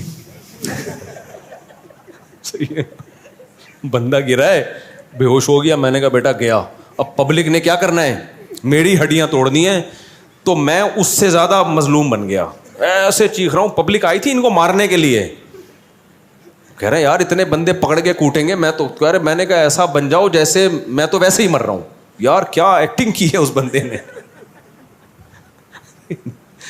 بچ گئے, بچ گئے. پبلک نہ صرف یہ کہ مارا نہیں, باقاعدہ پبلک عزت کے ساتھ اٹھا کے گھر لے کر آئیے. یہ آپ کی امانت ہے, اس کو رکھیں آپ. میں بول رہا ہوں ہسپتال, کہہ رہے ہیں نہیں ہسپتال نہیں. ان کو پتا تھا بیٹا ہسپتال میں ڈاکٹروں نے کوٹنا ہے پکڑ کے. تو کہاں سے کہاں کس سے چلے گا یار, ابھی ہمارا سفر ہے نا. اچھا بھائی جلدی جلدی, اگر 2 یا 3 شادیاں کی اور آپ کے اوپر تعویذ ہو جائے یا جادو ہو جائے تو اس میں مرد کی آنکھیں بند ہو جاتی ہے. جیسے کہ ہمارے علاقے میں تو یہ 3 گھر ہے جو ہم خود اپنی آنکھوں سے دیکھتے ہیں. جو آدمی جو جادو ٹونا اور جن چڑیل بھوت کی باتیں کرتا ہے, اس پہ ٹونے بھی ہوتے ہیں, جادو بھی ہوتے ہیں, جن بھی آتے ہیں, چڑیلیں بھی آتی ہیں, بھوت بھی آتے ہیں, تعویذ بھی نکلتے ہیں اس کے گھر سے. جو یہ کر رہا ہے نا اس کو ایک اپنی ذمہ داری پہ رکھ کے چماٹ لگا دو, بولے انسان کا بچہ بن, دفعہ یہاں سے. تو ابھی ایک صاحب کا فون آیا, میرے گھر میں کامل آیا ہوا, اس نے تعویذ نکالے ہیں اور جادو اور فلانا. میں نے کہا دیکھ, اگر تو نے اس عامل کی کٹ لگا کے گھر سے نہیں بھیجا نا, تو زندگی بھر کے لیے تیرے گھر میں چڑیل, بھوت, بندر کے پنجے, یہ زندگی بھر کے لیے, کبھی مسور کی دال, کبھی بندر کے پنجے, کبھی خون کی چھینٹیں, یہ زندگی بھر کے لیے گیا. اس لیے خون کی چھینٹیں ادھر آئے, کلر کروا دیا کر, صاف کروا دیا کر, خفیہ کیمرے لگا دے کہ کون چھینٹیں مار کے جا رہا ہے. اس سے زیادہ تو یہ جن کو دوسری شادی کی اور جادو ہو رہے ہیں نا, ان کو میرا پیغام بھیج دو کہ ناٹک چھوڑ دے, انسان کا بچہ بن جا. اچھا یہ بھی ہوتا ہے بعض دفعہ, بڑے بڑے ڈرامے چل رہے ہیں. آپ اب دیکھو کس سے پھر یاد آتے ہیں نا, یہ نا کچھ لوگ اپنے اوپر گھننے بنے ہوئے ہوتے ہیں. دوسری شادی کر کے اب پہلی بیوی کے سامنے ایسا بنے گا جیسے جادو ہوا ہوا ہے مجھ پہ, جن نے کرائی ہے میری دوسری شادی. گھننے بن جاتا ہے, وہ ترس کھا رہی ہوتی, ہائے بیچارے کو کیا ہو گیا. میں نے جب اللہ معاف فرمائے دوسری کی تھی نا, میں زیادہ رو رہا تھا, جیسے مجھے بہت غم ہو رہا ہے. یہ طریقے ہوتے ہیں بھائی. تو ایسے ہاں وہ نا بہت ڈرامے چل رہے ہوتے ہیں, تو کچھ لوگ مسلط کر رہے ہوتے ہیں, کوئی مسئلہ ہوتا ہے ان کے ساتھ. ایک نوجوان آیا اپنے ابا کو لے کے, اس نے کہا میرے ابا میں شادی کرنا چاہتا ہوں, ابا نہیں مان رہے, آپ ان کو سمجھائیں. رشتہ اچھا تھا. میں نے کہا یار چلو میں سفارش کر دوں, کام ہو جائے تو اچھی بات ہے یار میری سفارش پہ. میں نے کہا ابا کو لے آؤ. تو اتوار کو میں نے ٹائم دیا, وہ آگے, ابا نہیں آ رہے, ابا کھڑے ہوئے گیٹ پہ. میں نے کہا ابا کو لا بھائی, میرے اور بھی دنیا میں کام ہے. کہہ رہے ہیں ابا کو پتہ نہیں کیا ہو گیا, ہاتھ پاؤں ان کے مڑ رہے ہیں اور سکتے میں چلے گئے ہیں نا گیٹ پہ. آ تو گئے ابا ہمت کر کے, اس نے بہت, جب اس کو لگا نا ابا کو کہ یہ مفتی صاحب اس بیٹے کو فیور دیں گے, ابا ہاتھ پاؤں کیا ہو رہے ہیں, مڑ رہے ہیں, یوں عجیب سے ہو گئے. میں ڈر گیا, میں نے کہا بھائی میرے اوپر کوئی مسئلہ نہ ہو جائے. تو میں نے کہا ہاسپٹل لے کے جاؤ. کہہ رہے ہاسپٹل بھی نہیں جا رہے. تو میں نے کہا لے آ کسی طریقے سے یہاں پہ بھائی. تو ابا کو روبوٹ کی طرح نا دھکا دے کے, جیسے کوئی پتلا نہیں ہوتا, ابا آ رہے ہیں ایسے نا یوں. اب کسی کی غیبت نہیں ہے, پرانا قصہ ہو گیا, کیا پتہ چلے گا کسی کو. لا کے ادھر بینچ پہ بٹھا دیا, ابا آ کے نا یوں بیٹھ گئے ایسے سیدھے. میں کیا السلام علیکم, سامنے دیکھ رہے ہیں, خیریت سے ہیں. میں نے کہا بیٹا یہ تو کچھ سیریس کیس ہے, اس کو ہاسپٹل لے کے جانا. بھائی تو ہاسپٹل لے کے جاؤ, یہاں کیوں لے کر آئے ہو؟ کہہ رہے ہیں پتہ نہیں کچھ شوق میں چلے گئے ہیں, کیا ہو گیا ابا کو؟ ابا ہلا رہا ہے, ہل ہی نہیں رہے. اچھا میں نے تھوڑا سا اندازہ لگا لیا, ابا کو تھوڑی سی ہنسی آئی ہے نا بیچ میں. میں نے اندازہ لگا لیا, میں نے کہا یہ ناٹک چل رہا ہے. اب آپ کو پتہ ہے جب ابا کو ہنسی آئے گی تو مجھے ڈبل آئے گی کہ نہیں آئے گی؟ میں احترام میں ہنسی بھی روک رہا ہوں. میں اس کو سائڈ پہ لے گیا, میں نے کہا بھائی یہ ناٹک چل رہا ہے. ابا نے اپنے اوپر ایک ایسا وہ مسلط کر لیا ہے کہ میں شوق میں جا رہا ہوں. میں نے کہا بھائی ان کو لے جا, یہ نہیں سمجھیں گے, یہ سمجھنے والے نہیں ہیں. رشتہ ٹھیک ہے, ابا بلا وجہ مخالفت کر رہے ہیں, کر کے بتا دے ابا ہو گئی ہے, ٹھیک ہے نا. پھر سچی مچی کا ہوگا جو بھی ہوگا. ابھی ناٹک چل رہا ہے, ابھی کیا چل رہا ہے فل, کیونکہ اتنی دیر تک کوئی آدمی اس کنڈیشن میں ہو تو گر چکا ہوتا اب تک. وہ اتنی دیر تک تھوڑی اس کنڈیشن میں. میں نے کہا بھائی لے جائے. تو وہ بھی کہہ رہا ہے مفتی صاحب یہ ابا نے صحیح ناٹک کیا ہے یار, بات ہی نہیں کی نا, بیٹھے رہے ہیں, چلے گئے ایسے ہی. وہ پروگرام کیا ہو گیا, سارا کینسل. تو یہ بڑے ناٹک چلتے ہیں اس میں بھائی. اگر کسی لڑکی شادی پہلے سے کوئی شوہر وفات ہو جائے تو لڑکی کسی اور سے نکاح کر سکتی ہے. ہماری قوم میں لڑکی کو میت پر بلاتی ہے اور اس کے سر پر لال کپڑا ڈالتا ہے اور لڑکی ان لوگوں کی ہو جاتی ہے. اگر میت پر نہ آئے تو لڑکی کسی بھی جگہ رشتہ بھی ناجائز رسم ہے. جیسے ہی عورت کو شوہر کے انتقال کی خبر ہو, عورت پر لازم ہے فوراً شوہر کے گھر چلی جائے. کہیں بھی وہ گھر سے باہر نہیں نکل سکتی. 4 مہینے 10 دن وہ عدت کہاں گزارے گی؟ شوہر کے گھر میں. اس دوران وہ زینت اختیار نہیں کر سکتی. ہاں کوئی بیماری ہو, علاج کا مسئلہ ہو, ایک الگ بات ہے. تو پھر 4 مہینے 10 دن کے بعد وہ آزاد ہے, جہاں چاہے شادی کرے. وہ قرآن نے کہا لا تعضلوہن ان ینکحن ازواجہن, اب کسی کو اس کو شادی سے روکنے کی اجازت نہیں ہے. اچھا میرے بھائی, ہم رشتہ داروں کے یہاں جا رہے تھے, میں نے کپڑے استری نہ کیے اور کہا کہ ہمارے نبی کے کپڑوں پر تو پیمن لگے ہوتے تھے. یہ غلط بات کی آپ نے. ہمارے نبی صلی اللہ علیہ وسلم نے غربت کو خود اختیار کیا ہے, سمجھ رہے ہو. جب غربت کو اختیار کیا تو آپ کے پاس کپڑوں کے پیسے ہی نہیں ہوتے تھے, اور آپ کے تو اکاؤنٹوں میں ٹھیک ٹھاک پیسے پڑے ہوئے ہوتے ہیں, ابا کے جیب میں بھی ہوتے ہیں, آپ کی جیب میں بھی ہوتے ہیں. تو اس کی اسلام میں مثال نہیں ملتی کہ پیسہ ہو اور آپ اس کو استعمال نہ کرو. ایک صحابی کو نبی نے پراگندہ بالوں میں پھٹے پرانے کپڑوں میں دیکھا. آپ نے فرمایا کہ اللہ نے تمہیں پیسہ نہیں دیا کہ اپنے حالت کو درست کر لو؟ کہا کہ ہاں دیا ہے. آپ نے فرمایا ان اللہ یحب ان یرا اثر نعمتہ علی عبدہ, اللہ چاہتے ہیں کہ جب کوئی اللہ نے کسی کو مال دیا ہو تو اس کے لباس اور پوشاک سے نظر آنا چاہیے. تو اگر اللہ نے مال دیا تو پھر پھٹے پرانے کپڑے پہننے کی آپ کو اجازت نہیں ہے. ہمارے نبی کے پاس تو مال رہا ہی نہیں نا, صبح آیا تو شام ہونے سے پہلے سارا ہی نکال دیا. تو آپ کے پاس تو کپڑا خریدنے کے پیسے ہی نہیں ہوتے تھے, تو مجبوراً اسی کو پیمند لگا کے پہنتے تھے. آپ کے پاس تو پیسے ہیں, یا تو ایسا حوصلہ کر دو کہ سب صدقہ کر دو, 1 روپے بھی نہ چھوڑو. پھر جب کپڑے پھٹے تو نیا کپڑا خریدنے کا پیسہ ہی نہ ہو, پھر آپ پیوند لگاؤ گے تو اس پیوند کو سنت کہا جائے گا. جب تک پیسہ ہے آپ کے پاس تو وہ آپ کی لباس اور پوشاک سے نظر آنا چاہیے. ابھی میں نے بیان میں بتایا نا, سلیمان علیہ السلام کا وہ پیسہ تھا تو ان کے محل سے وہ پیسہ نظر آتا تھا. ایسا فرش بنایا VIP, انہوں نے پیوند زدہ کپڑے نہیں پہنے, وہ انہوں نے جنات کو بولا ہیرے جواہرات نکال کے لا سمندر سے, ٹھیک ہے نا, یہ والا ہیرا پرانا ہو گیا ہے, اپنے تاج میں دوسرا ہیرا لگانا ہے میں نے, یہ دیکھ دیکھ کے کیا ہو گیا ہے, یہ ملکہ سبا آ رہی ہے, تھوڑا الگ ٹائپ کے ہیرے چاہیے ہمیں. تو اس لیے میرے بھائی ملکہ سبا کو ایمان, تاکہ وہ آپ کے معجزے دیکھ کر ایمان لے آئے اور آپ کی سلطنت اور طاقت سے متاثر ہو. تو اس متاثر کرنے کے لیے انہوں نے کیسا پورے تخت کا عالی شان تیار کروایا.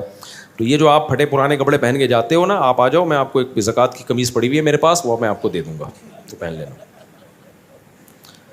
کہیں بھی شادی بیاہ میں جایا کرو پراپر ڈریس میں, ماں باپ کو اس سے خوشی ہوتی ہے. ماں باپ اپنے بچوں کو زینت میں دیکھنا چاہتے ہیں. تو اس لیے میں نوجوانوں کو کہتا ہوں ٹرینڈ کرانی ہے تو ابا اماں سے پوچھ کے کراؤ. اگر ابا اماں کو ٹرینڈ بری لگ رہی, بیوی کو تو مانتے ہیں, بعض دفعہ ابا اماں کو بھی ٹرینڈ بری لگ رہی ہوتی ہے. ہمارا بیٹا ہے, ہم لوگ مالدار لوگ ہیں, ہمارے ایک روایات ہیں, اور یہ ابھی ایک خاتون کا قصہ آیا, وہ ایک لڑکی عاشق ہو گئی, اچھی بڑی اونچے گھرانے کی لڑکی, عاشق ایک ایسے علاقے میں ہو گئی وہ ان کے اسٹینڈرڈ کا نہیں ہے. تو میں نے ماں کو سمجھایا کر دو شادی, لیکن ماں نے کہا بھائی ہمارا اسٹینڈرڈ نہیں ہے. تو میں نے بھی لڑکی کو سمجھایا کہ بیٹا آپ اپنے ماں باپ کی عزت کا بھی تو خیال کرو نا. تو ماں باپ کی بھی عزت کا تھوڑا بہت اسٹینڈرڈ اوپر نیچے ہوتی ہے. ایک لڑکی بہت بڑے کسی خاندان کی ہو, اچانک وہ کسی ایسے لڑکے پہ عاشق ہو جائے جو بیچارہ گندے نالے پہ رہتا ہو. میں اس کو برا نہیں کہہ رہا گندے نالے پہ, لیکن اسٹینڈرڈ کا تو فرق آ گیا نا. تو ماں باپ اپنے داماد سے کیسے ملائیں گے بھائی یہ ہمارا داماد ہے ان سے ملیے, کہاں رہتا ہے, گندے نالے پہ رہتا ہے. تو ان کے لیے یہ ذلت کی بات ہوتی ہے. تو اس لیے میں نے ماں باپ اولاد کو چاہیے کہ اپنے ماں باپ کے بھی اسٹینڈرڈ کا خیال کرے.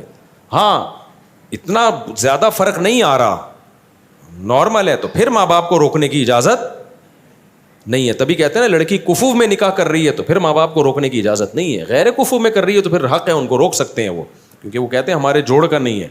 تو اس سے ماں باپ کی بھی عزت خراب ہوتی ہے. تو اصلاح, ماں باپ چاہتے ہیں ہمارے بچوں کی ڈریسنگ اچھی ہو, تو ماں باپ کو خوش کرنے کے لیے اچھے کپڑے پہن کے جایا کرو تاکہ دیکھنے میں اچھے لگو. تو اس سے ماں باپ خوش ہوتے ہیں, تو اس پہ ثواب ملے گا آپ کو. یہ پیون زدہ کپڑے نہیں پہنو. حضرت عمر نے خلافت کے دور میں مفتیوں کو مسئلہ بتانے اور حدیث بیان کرنے پر پابندی کیوں لگائی تھی؟ کہیں بھی نہیں لگائی تھی. حضرت عمر نے تو خود لوگ متعین کیے تھے مختلف علاقوں میں کہ اس علاقے کے یہ مفتی ہیں, اس علاقے کے یہ مفتی ہیں.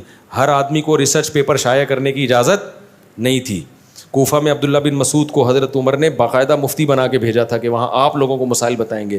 صحابہ کے دور میں گنے چنے مفتی تھے, اور آج پتھر اٹھاؤ ہر آدمی مفتی ہے.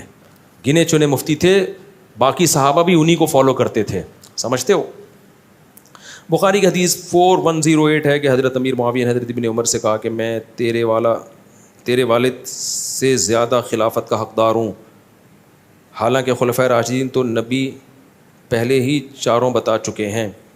پوری مجھے دیکھ کے عربی عبارت کیا ہے, یہ تو سب کی عربی میں ہے, یہ اردو میں تھوڑی ہیں یہ.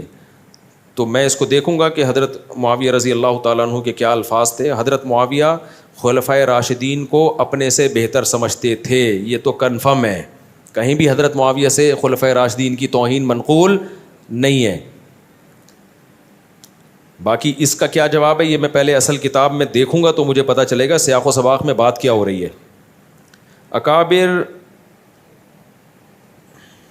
انجینئر نے علماء اکابرین کا واقعہ بتایا ہے. کتاب تذکرۃ الرشید سے حوالہ بھی دیا ہے کہ حضرت رشید احمد گنگوہی اور حضرت قاسم نانوتوی لیٹے ہوئے تھے, ایک دوسرے کے سینے پہ ہاتھ پھیرا تو انہوں نے کہا میاں لوگ کیا کہیں گے؟ تو جواب دیا کہ کہنے دو. تو دونوں ہم جس پرستی ہم کر رہے تھے معاذ اللہ. دیکھو انجینئر کا ہو گیا دماغ خراب, اور انجینئر کی ایک ویڈیو شائع ہوئی ہے, اس کے پتہ چلتا ہے کہ کون کیا کر رہا تھا. پرانی ویڈیو ہے اس کی, آپ دیکھ لیں. وہ میں کیا بولوں, ہمیں تو یہ باتیں کرتے ہوئے بھی برا لگتا ہے. میں نہیں کہہ رہا کہ وہ جس طرح پرسی کر رہا تھا, میں ایسا الزام نہیں لگا رہا. تو کچھ لوگوں نے شائع کی ہے یہ جو واقعے سے جتنی غلط فہمی ہو رہی ہے نا, انجینئر کی اس ویڈیو سے اس سے زیادہ غلط فہمی ہوگی اور انجینئر پہ الزام لگے گا, لیکن ہم اس کی تعویل کرتے ہیں. سمجھ رہے ہو؟ میں ایک بات کہتا ہوں, اگر یہ دونوں معاذ اللہ ہم جس پرستی کر رہے ہوتے, دونوں بڑی عمر کے لوگ, بڑی بڑی داڑیاں, تو کیا نقل کفر نباشت, اور کیونکہ اس نے خود یہ بحث اٹھا دی ہے نا, تو ہمیں تو شرم آ رہی ہے یہ بحث یہاں اس صفائیاں بیان کرتے ہوئے بھی. تو کیا لڑکوں کی کمی تھی اس زمانے میں؟ ہم جس طرح پرستی کرنے والا کیا اتنی بڑی بڑی داڑیوں والے آدمی کو تلاش کرتا ہے اس کام کے لیے, اور پھر وہ یہ کر کے کتاب میں لکھیں گے بھی ہے بھائی. یہ خالصتاً ایک مذاق کا واقعہ ہے جو ان کے کسی شاگرد نے لکھا کہ دونوں لیٹے ہوئے ہیں, مذاق کر رہے ہیں ایک دوسرے کے, جیسے ہوتا ہے نا بے تکلفی کا مذاق لوگ کر رہے ہوتے ہیں, فحش مذاق بھی کرتے ہیں ایک دوسرے کے ساتھ بے تکلفی میں. وہ ایک محض مذاق کا واقعہ ہے. لکھنے والے کا مقصد یہ تھے کہ اتنے فری تھے کہ اس قسم کے فحش مذاق بھی آپس میں کر لیا کرتے تھے. اب لکھنے والے کی غلطی یہ ہے کہ یار اگر کوئی آپس میں اتنا بے تکلف ہے, اس طرح کا مذاق کر بھی رہا ہے, تو اس کو کتاب کی زینت بنانا بنتا نہیں ہے. وہ بے وقوف نے اس کو کتاب کی زینت بنا دی ہے. تو اس پہ یہ اعتراض بنتا ہے کہ یار اگر اس طرح کا کوئی مذاق کسی کے ساتھ کر بھی رہا ہے, میاں لوگ کیا کہیں گے, یہ مذاق ہے, تو اس کو کتاب میں لکھنے کی ضرورت نہیں ہے. لوگ کر رہے ہوتے ہیں, ایک دوست بھی ایک دوسرے سے مذاق کر رہے ہوتے ہیں, آج تو بڑا کہتے ہیں نا, بڑا آج تو بڑا چمکتا ہوا لگ رہا ہے, کاش تو لڑکی ہوتا میں تجھ سے شادی کرتا, یہ کہہ رہے ہوتے ہیں نا لوگ. یہ دوست احباب آپس میں مذاق کرتے ہیں, لیکن یہ مذاق ایسا نہیں ہوتا بیٹھ کے کتاب میں لکھ دو کہ حضرت جی فلاں موقع پہ فلاں کو یہ فرما رہے تھے. تو لکھنے والے کی یہ غلطی ہے کہ اس نے اس مذاق کے واقعے کو, بے تکلفی کے واقعے کو کتاب کی زینت بنا دیا. انجینئر کیا کچھ سڑا ہوا دماغ ہے, اس کے ہمیشہ اس سے گوبر ہی نکلتا ہے, منہ سے بھی گوبر. بعض لوگوں کے گوبر کا ایک خاص راستہ اللہ نے بنایا ہے, وہیں سے نکلے گا. لیکن کچھ لوگ ایسے ہیں کہ ان کے لیے وہ راستہ چھوٹا پڑ گیا تو منہ سے بھی گوبر نکلتا ہے. تو انجینئر اگر یہ اعتراض کرتا نا کہ ان کے مریدوں میں عقل نہیں تھی, ایک نجی واقعہ, محفل کا مذاق کا واقعہ کتاب میں لکھ دیا, تو ہم اس کو سپورٹ کرتے کہ واقعی صحیح کہہ رہا ہے. یار ایک بے تکلفی کا واقعہ تھا, کتاب میں لکھنے کی کیا ضرورت تھی؟ لیکن انجینئر کے چونکہ دونوں راستوں سے گوں ہی ہمیشہ نکلتا ہے, تو منہ کی بواسیر کہتے ہیں نا, تو اس نے فوراً اس پہ کہہ کے لونڈے بازی کر رہے تھے معاذ اللہ. تو خدا کے غضب سے ڈر. رشید احمد گنگوہی کے تقوی کے واقعات اگر میں تجھے سنانا شروع کر دوں تو بے ہوش ہو جائے گا, تو ان کی خاک کے برابر بھی نہیں ہے. قاسم نانوتوی رحمہ, یہ مدرسوں کی بنیاد, پوری دنیا میں اللہ نے کام لیا. آج پوری دنیا میں امام حرم کا بھی بیان یوٹیوب پہ موجود ہے, اور میں تو دنیا گھوم کے آیا ہوں. مولانا طارق مل صاحب پوری دنیا گھومے ہیں. پوری دنیا میں آپ کو مدرسہ ملے گا نا, اس کے تانے بانے علماء دیوبند اور مولانا قاسم نانوتوی سے جا کے ملیں گے. اگر خدا نخواستہ وہ یہ ہوتے, اتنی اللہ ان کے عقیدت لوگوں کے دلوں میں بٹھاتا, ان کے شاگرد اتنی بڑی بڑی قربانیاں دیتے. تو ایک مذاق کا واقعہ, دو بوڑھے لیٹے ہوئے ہیں اور ایسے فری ہو رہے ہیں ایک دوسرے سے, مذاق کر رہے ہیں, تو بے وقوف کسی نے اس مذاق کو کتاب کی زینت بنا دیا. تو اسے نہیں پتا تھا منہ کی بواسیر بھی ہے بہت سے لوگوں کو, وہ بیٹھ کے اسی کو کیش کرائیں گے. تو انجینئر کو خدا کے عذاب سے ڈرنا چاہیے. جو لوگوں کی اس طرح سے عزتیں اچھالتا ہے, دنیا میں لازمی ذلیل ہوتا ہے وہ. تو اس کو چاہیے کہ تو سچی مچی میں نہ پکڑا جائے کہیں, صحیح ہے نا. میں الزام نہیں لگا رہا انجینئر پہ کہ وہ یہ حرکتیں کرتا ہے, نہیں کرتا ہوگا, ہم اچھا گمان رکھتے ہیں. لیکن جب کوئی کسی کا اس طرح سے مذاق اڑاتا ہے تو اللہ اس کو اس جرم میں مبتلا کرتے ہیں. اور اس کی ویڈیوز پڑی ہوئی ہیں, ہم تو پھر اس کی بھی تعویل کر رہے ہیں. نہیں کہہ رہا کہ یہ غلط حرکتیں کر رہا ہے, لیکن کسی نے بنایا یہی واقعہ کہ یہ میاں کیا کر رہے ہو, اس کو دیکھو اور اس سے پوچھو میاں تم کیا کر رہے ہو یہاں پہ. تو وہ ویڈیو تو ہم نے وائرل بھی نہیں کی. میں نہیں کہہ رہا اس میں کوئی غلط حرکت کر رہا ہے, لیکن آپ وہ ویڈیو دیکھو گے تو آپ کو پتا چلے گا جو دوسرے پہ الزام لگا رہا ہے نا, اس سے زیادہ خود اس کے اوپر انگلی اٹھ سکتی ہے. سمجھتے ہو کہ نہیں سمجھتے؟ تو میرے اس بیان کے ساتھ کوئی وہ ویڈیو چلا دے, لیکن نہ چلائے اچھا ہے. ہم تو نہیں چاہتے کہ ایسی گند سوسائٹی میں پھیلے, لیکن یہ بہت زیادہ فری ہو رہا ہے, یہ بہت بکواس کر رہا ہے. اتنے بڑے بڑے داڑھیوں والے آدمی یار, جن کے ہزاروں مرید ہوں, لاکھوں دنیا ان پہ عاشق ہو, اور پوری دنیا میں انہوں نے دین کا کام کیا, وہ ایک بے تکلفی کا ایک مذاق کر رہے ہیں. تو ٹھیک ہے, یہ مذاق نہیں کرنا چاہیے ان کو, اس لیول کا مذاق نہیں کرنا چاہیے. یہ بھی نصیحت کی جا سکتی ہے, اور اگر کر لیا ہے تو لکھنا نہیں چاہیے, یہ بھی نصیحت کی جا سکتی ہے. یہ نہیں کہ ان کو لونڈے باز کہا جائے معاذ اللہ. لڑکوں کا, وہ لڑکے کرنا ہوتا تو اتنے بڑے بڑے بڈھوں کے ساتھ بستر پہ نہیں لیٹے ہوئے ہوتے وہ. تو اس کو ہو گئی ہے منہ کی بواسیر, سمجھ رہے ہو؟ وہی بات ہو گئی نا, مرزا غلام احمد قادیانی کا مناظرہ, اس کے کسی مرید کا مناظرہ ہو رہا تھا عطا اللہ شاہ بخاری کے ساتھ رحمۃ اللہ علیہ. تو عطا اللہ شاہ بخاری رحمۃ اللہ علیہ نا, تو وہ دلائل دے رہے تھے کہ حضرت عیسیٰ علیہ السلام تو ماں کے پیٹ جو پیدا ہوئے تو ماں کی گود میں بولے ہیں. تم کہتے ہو کہ یہ مرزا غلام احمد قادیانی عیسیٰ ہے, تو یہ تو ماں کی گود میں نہیں بولا. تو قادیانی نے بولا کہ اس کی کتابوں سے دکھایا کہ مرزا نے دعویٰ کیا کہ میں ماں کے پیٹ میں ہی بولتا تھا. حضرت عیسیٰ ابن مریم تو ماں کی گود میں بولے, میں کہاں بولتا تھا؟ ماں کے پیٹ میں ہی. تو جب اس قادیانی نے یہ بولا نا, تو عطا اللہ شاہ بخاری نے کہا کہ ماشاء اللہ, ماں کے پیٹ میں جب بولتے تھے تو راستے تو دو ہیں جہاں سے آواز آتی ہوگی, دو ہی ٹوٹل راستے ہیں جہاں سے آواز آتی ہوگی. اگر یہاں سے آواز آئے گی تو کیا پتہ چلے گا کہ ماں بول رہی ہے یا بچہ بول رہا ہے؟ بھائی اگر وہ بچہ جب ماں کے پیٹ میں بولے گا آواز یہاں سے آئے گی, تو کیا پتہ چل رہا تھا کہ ماں بول رہی ہے یا, کیونکہ جب یہاں سے آواز آتی ہے تو ہم سمجھتے ہیں وہ بندہ بول رہا ہے, تو ایک ہی جگہ رہ گئی, تو وہاں سے آواز آتی تھی ان کی. اللہ نا باطل کو پنپنے نہیں دیتے ہیں, ذلیل ہو گیا وہاں پہ. تو انجینئر کو چاہیے کہ تھوڑا لمٹ کراس مت کرے. رشید احمد گنگوہی, مولانا قاسم نانوتوی ہمارے بزرگوں میں سے, آج ہمارے سر پہ پگڑی ہے, ہمیں جو ٹوٹی پھوٹی اللہ دین کی خدمت کی توفیق دے رہا ہے, ان اکابر کے شاگردوں کی جوتیاں سیدھی کرنے کی وجہ سے دے رہا ہے. اور ہم نے ان اکابر کے شاگردوں کا تقویٰ دیکھا ہے, سمجھ رہے ہو؟ رشید بھائی گنگوہی رحمۃ اللہ علیہ میرے پردادا بیت تھے رشید بھائی گنگوہی سے، میرے پردادا، میری دادی ان کا تقویٰ بتاتی تھی میرے پردادا کا، میرے جو دادی جو تھی نا ان کا تقویٰ بتاتی تھی، جو بیت تھے نا میرے پردادا رشید گنگوہی سے، تہجد میں 5 پارے پڑھنے کا معمول تھا ان کا، اور بہت زیادہ ذکر اللہ کیا کرتے تھے. تو ہم نے ان اکابر کے شاگردوں کو دیکھا ہے. میرے والد صاحب پھر ظاہر ہے میرے دادا کی اولاد تھے، ان میں ہمیں تقویٰ نظر آیا. تو ہمارا تو نسب والا سلسلہ ان اکابر کے سے روحانی تعلق سے جا کے ملتا ہے.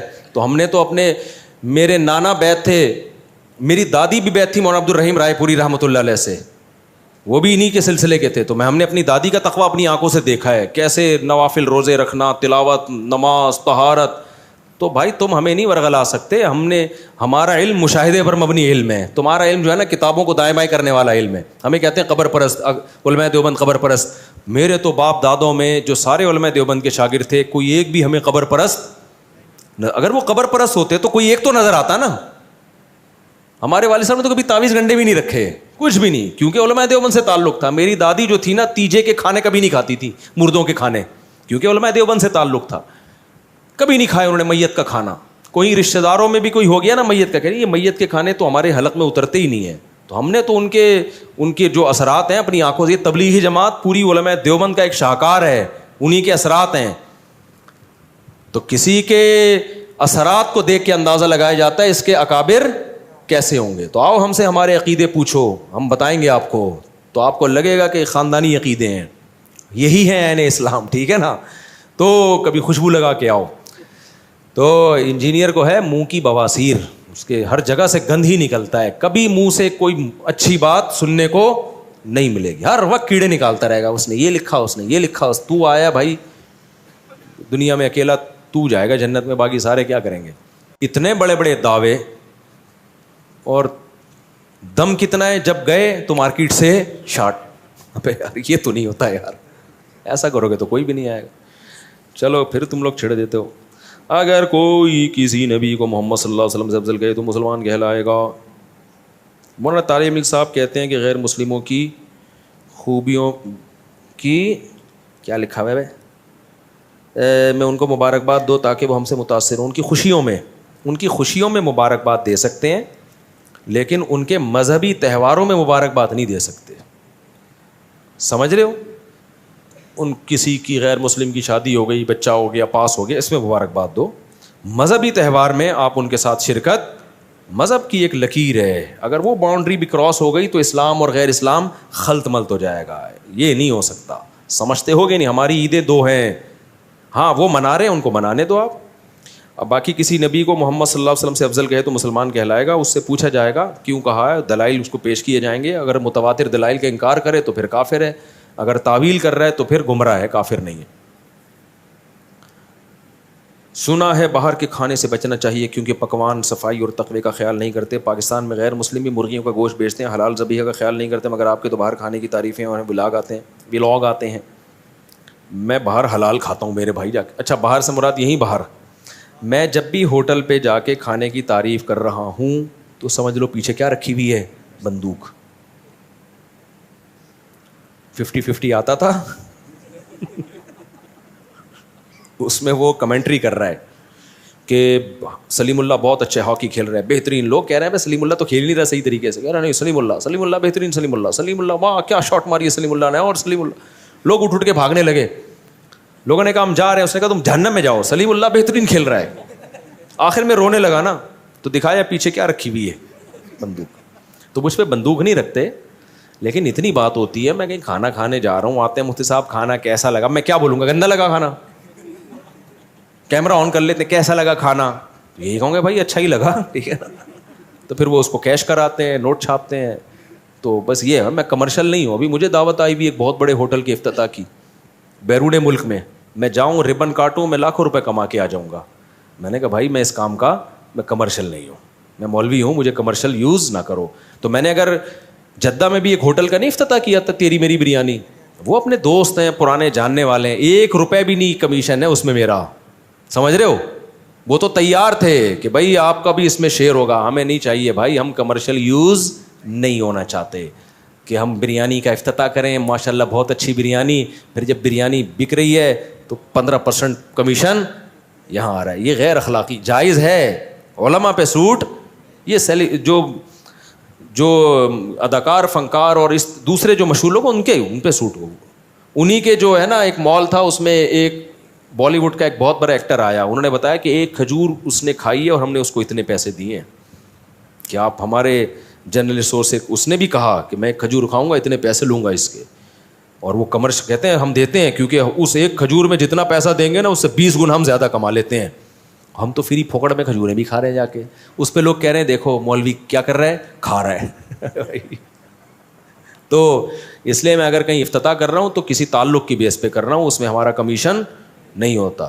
تو وہ چونکہ دوستی تھی ہم نے کاٹ دیا جا کے. تو اس کے یہ ہوا کہ اخلاقی طور پر ایک بریانی کی پلیٹ ہمیں فری میں مل گئی. اب یہ تو ظاہر ہے اتنا تو ہوتا ہے نا کہ یار آیا بندہ تو ایک فری میں کھلا دو. وہ بس فری کی 1-2 بریانی کھائی ہوں گی, باقی دوستی یاری میں تو ہوتا ہے نا. تو دوست خاندانی ہم نے پالے ہوئے ہیں, یہ ضرور ہے کہ چھوٹا موٹا دوست ہم غریب پالے ہوئے ہیں دوست, لیکن خاندانی. امیر بھی ہیں, غریب بھی ہیں, متوسط بھی, ہر طرح کے ہیں, لیکن دوست کے لیے خاندانی ہونا کیا ہے, ضروری ہے. اگر پتہ چل جائے نا غیر خاندانی ہے, مجھے کیش کرا رہا ہے, پھر نہیں پالتا میں. تو جس نے ربن کٹوائی اس کا پتہ تھا یہ مجھے کیش نہیں کرا رہا, محبت میں کر رہا ہے, کیونکہ اس کو ضرورت نہیں ہے ہوٹل کی. اس کو ہوٹل کے بغیر بھی اتنے کاروبار ہیں. کسی کو ضرورت بھی ہو تو نیت اس کی یہ نہ ہو, نیت ہے چلے جی مفتی صاحب سے ہم ربن کٹوائیں گے تو برکت ہوگی, اس نیت سے کوئی کر رہا ہے تو ٹھیک ہے, وہ پھر میں کر بھی دیتا ہوں. لیکن کمرشلائز میں یوز نہیں کرتا بھائی اپنے آپ کو. اور میں یوز کرنا چاہوں ایسے نوٹ چھاپوں, تمہاری سوچ جہاں ختم ہوگی نا, زرداری آئے گا قرضہ لینے کے لیے مجھ سے. ایک امریکہ اور کینیڈا کے دورے میں نا اتنا نوٹ چھاپ سکتا ہوں. لوگ مجھے کہتے ہیں ریوو ڈالر یہ گھوم رہا ہے مفتی. اور بھائی صاحب جو میں کما سکتا ہوں نا اپنے نام, ابھی میں برانڈ بن چکا ہوں, میرے پاس کمپنی آتی ہیں اپنا نام دے دو, اتنا پرسنٹیج آپ گھر بیٹھے لے لو, ٹی ڈاٹ کھولنے دو ہمیں, نہیں کھلے گا. صحیح ہے نا, نہیں. تو کیونکہ میں کمرشل اپنے آپ کو یوز, میرا بزنس بھی ہے, میرے نام سے نہیں ہے, آپ کو خود نہیں پتا کہ کس نام سے ہے وہ. تو نارمل ہے, جیسے سب کے بزنس ہوتے ہیں, کاروبار ہوتے ہیں, وہ تو جائز ہے نا. اپنے نام کو میں اب تک میں نے یوز نہیں کیا ہے کسی بھی. ٹریول ایجنٹ کتنے آئے ہیں حج عمرے کی, کتنے لوگ آئے ہیں حج عمرے کا, تو میں کروں کہ آپ کیا سمجھتے ہو میں ہر سال اتنے حاجی لے جاؤں, میں تو نوٹ چھاپتا رہوں بیٹھ کے. ابھی تک میں نے یہ بھی نہیں کیا.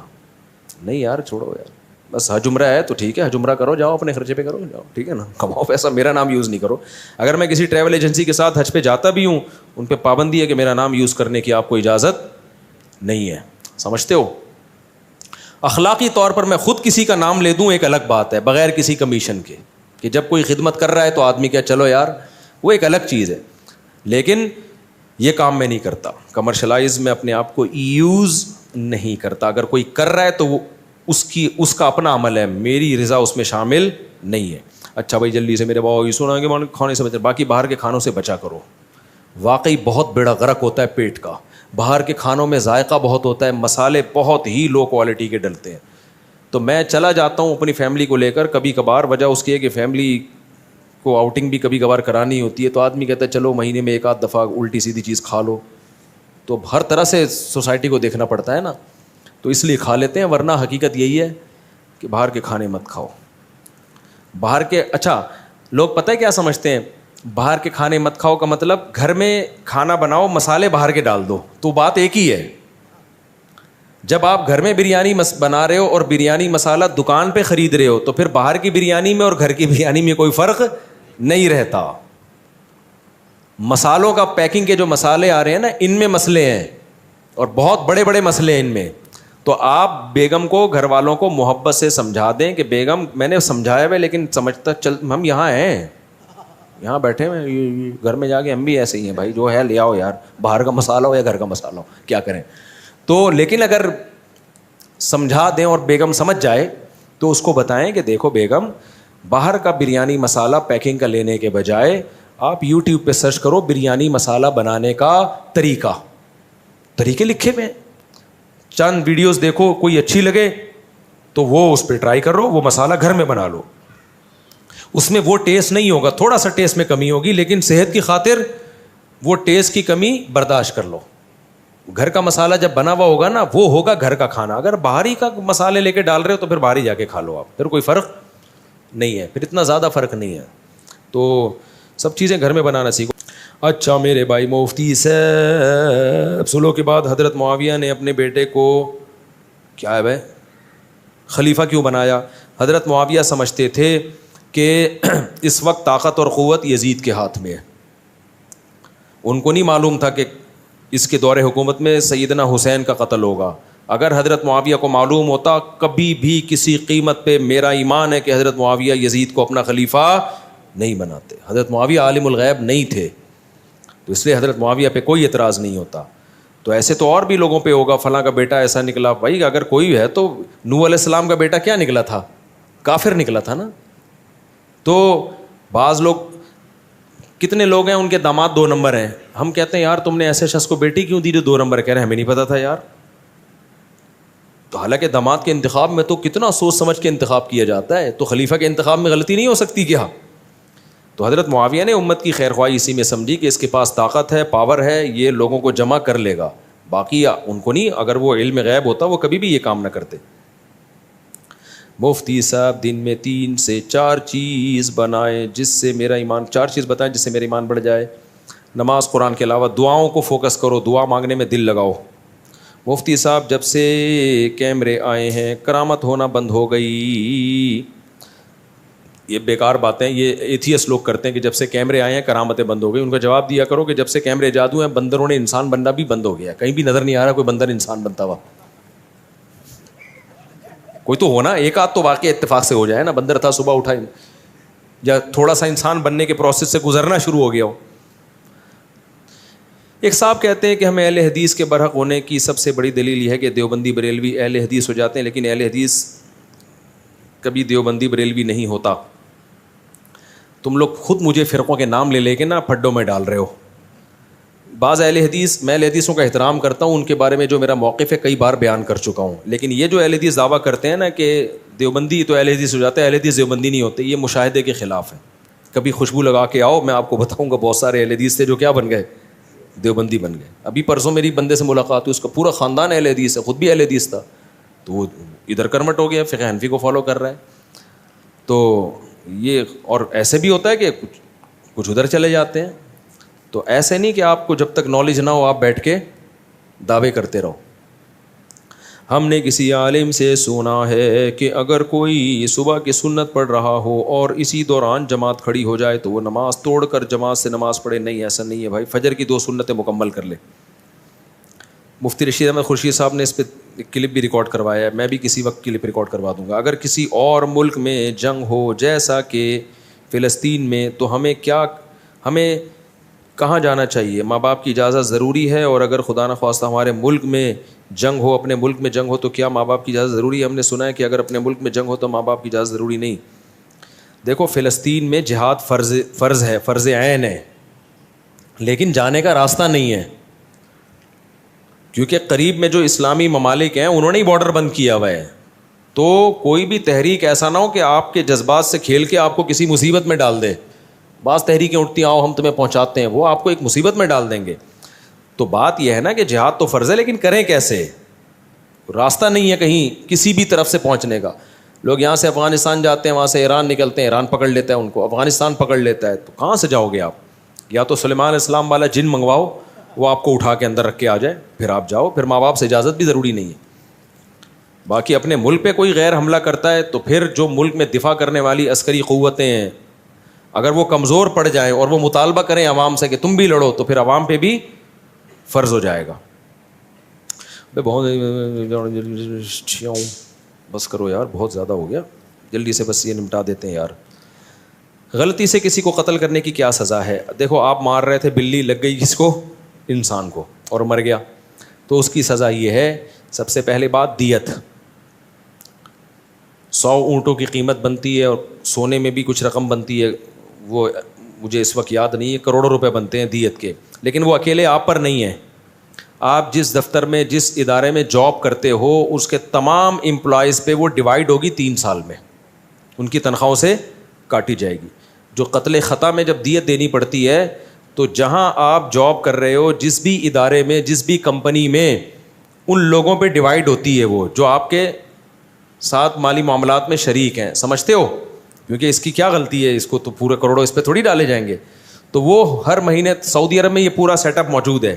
سعودی عرب میں کوئی قتل خطا ہوتا ہے تو وہ سارا جو ہے نا ان کے عاقلہ پر دیت، ان کو عاقلہ کہتے ہیں، ان کے عاقلہ پہ دیت آ جاتی ہے اور وہ مقتول کے وارثوں کو مل جاتے ہیں. اکیلے قتل کرنے والے پر نہیں آتا، کیونکہ جان کر نہیں کیا، جیسے ایکسیڈنٹ میں بندہ مار دیا.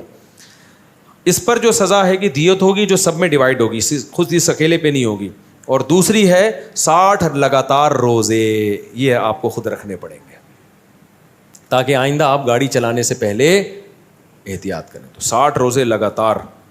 وہ جو صاحب آئے تھے نا یوں کر کے، ان سے بندہ بائک پہ یوں اور گیا تھا، میں نے کہا دیکھ لو اگر وہ مر گیا ہے نا تو 60 روزے آپ پہ لازم ہیں.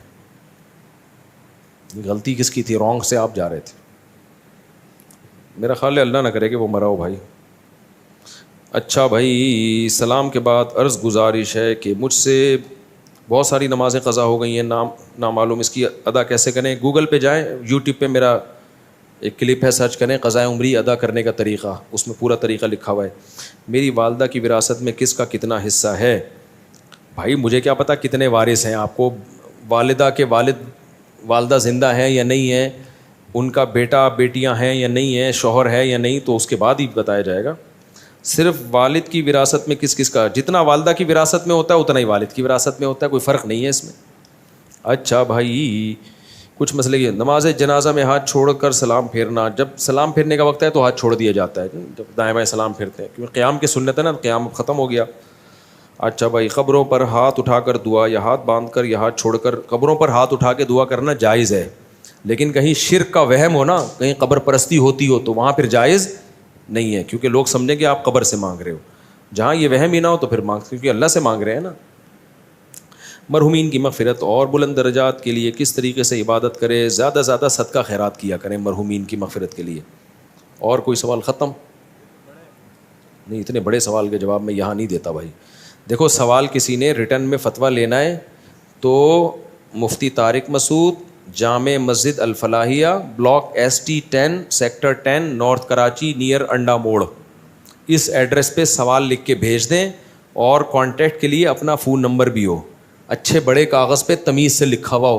سگریٹوں کے ڈبے پہ اٹھا کے لکھ رہے ہوتے ہیں، ادھر سے وہ ہمارے پکڑا دیتے ہیں، ہم اس کو صفحے ہی سیدھے کرتے رہتے ہیں بیٹھ کے. ہمارے حضرت تو سوال لیتے ہی نہیں تھے، تم اپنے سوال کی خود ہی توہین کر رہے ہو تو ہم کیوں اس کو عزت دیں. تو پراپر وے میں کمپوز کر دیں تو اور اچھا ہے. تو پراپر ویسے ہم نے کمپوزر رکھا ہوا ہے، اس کو تنخواہ دے رہے ہیں ہم. تو سوال آپ کا کمپوز ہوگا تمیز سے، پھر اس کا جواب لکھا جائے گا، اس پہ فتویٰ ہوگا. اور کوئی پوچھنے کی چیز ہوگی تو کانٹیکٹ نمبر پہ رابطہ کر لیں گے، اور اسی میں جوابی لفافہ بھی ڈال دیں تو اور اچھی بات ہے، تاکہ ہاتھ کے ہاتھ وہیں پوسٹ بھی کر دیں اس کو، لفافے کا خرچہ بھی ہمیں ہی کرنا پڑے گا. ایک گزارش ہے کہ بیان کے ختم پر ایک تشکیل کر دیا کریں کہ میں کل سے کون فجر کی نماز پڑھے گا، پھر 5 وقت کی نماز کی پابندی کون کرے گا. بالکل اچھی بات ہے یار، یہ ہمیشہ ہونا چاہیے. اتنے عرصے سے آ رہے ہو، نمازیں ہی نہیں پڑھ رہے تو شادیاں لگے رہتے ہو بس ہر وقت بیٹھ کے. ابھی تو میں سفر پہ جا رہا ہوں، واپسی پہ دوبارہ یاد دلائیں. مفتی صاحب آپ خیریت سے ہو گئے؟ دراصل میں نام نہیں بتانا چاہتا کیونکہ میرا سوال کچھ ایسے، میں پوچھنا چاہتا ہوں کہ میری بہن کے شوہر 2 سال پہلے کسی لڑکی سے بات کرتے تھے اور میری بہن کو یہ اچھا نہیں لگتا تھا، اور وہ انہیں کہتی تھیں کہ آپ ان سے رابطہ ہمارا کرا دیں. میرے 2 بھائی یہ کہتے تھے، وہ میری کزن ہے. ابے اتنا لمبا سوال لکھ کے بھیجا یار. دوسرا پڑھ لیتا ہوں، یہ مختصر ہے. یہ والا آپ جو ہے نا وہی طریقہ کر لیں، پورا جمع کرا دیں یہاں پہ، تسلی سے بیٹھ کے پڑھ لوں گا میں، پھر اس کا جواب لکھ دوں گا یا فون پہ ہی جواب دے دوں گا. میں ایک بریلوی لڑکی کو پسند کرتا ہوں اور وہ بھی کرتی ہے، اور یہ بات ان کے گھر میں بھی پتہ ہے. بریلویوں کو نہیں پتہ ہونی چاہیے، اگر پتہ چل گئی نا کہ بریلوی لڑکی کسی دیوبندی کو پسند کر رہی ہے، کہہ رہے ان کے گھر کو بھی پتہ ہے، مجھے بھی پتہ ہے، پتہ ہو، لیکن بریلویوں کو پتہ لگ گیا نہیں چھوڑیں گے تمہیں وہ. اور یہ بات ان کے گھر میں بھی پتہ ہے، لیکن وہ بریلوی عالمہ بن رہی ہے اور کہتی ہے کہ آپ صلی اللہ علیہ وسلم مانگ سکتے ہیں دعا، آپ سے دعا بھی مانگ سکتے ہیں اور بھی ایسی چیزیں. کیا ابھی ان سے امید رکھوں یا تعلق چھوڑ دوں؟ ان کو بریلوی علماء ہی کے فتوے دکھا دیں آپ. بہت سے بریلوی علماء کہتے ہیں نبی سے مدد مانگنا جائز نہیں ہے، انہی کے اپنے فتوے موجود ہیں. اور ویسے بھی جب وہ عالمہ بن رہی ہے تو قرآن میں جگہ جگہ وہ خود پڑھ لے گی وَمَن يَدْعُ مَعَ اللَّهِ، جو اللہ کے علاوہ کسی کو پکارتا ہے تو اللہ نہیں چھوڑے گا اس کو. إِيَّاكَ نَعْبُدُ وَإِيَّاكَ نَسْتَعِينُ، اللہ ہم تجھی سے مدد طلب کرتے ہیں، تجھی کو کی عبادت کرتے ہیں، تو اور کیا رہ گیا. تو اس کو آپ یہ سمجھا دیں، سمجھ جائے تو شادی کر لیں، نہیں سمجھ جائے تو چھوڑ دیں اس کو. سمجھتے ہو؟ کیونکہ پھر جو اللہ کے علاوہ کسی اور سے مدد کا قائل ہے، تو چاہے وہ دیوبندی ہو، چاہے وہ اہل حدیث ہو، چاہے وہ بریلوی ہو، اس کا تو عقیدہ ہی ٹھیک نہیں ہے. پھر اس سے نکاح کرنا جائز، نکاح ہوگا ہی نہیں، منعقد ہی نہیں ہوگا یہ نکاح. چلے بھائی کافی ہو گیا میرا خیال ہے.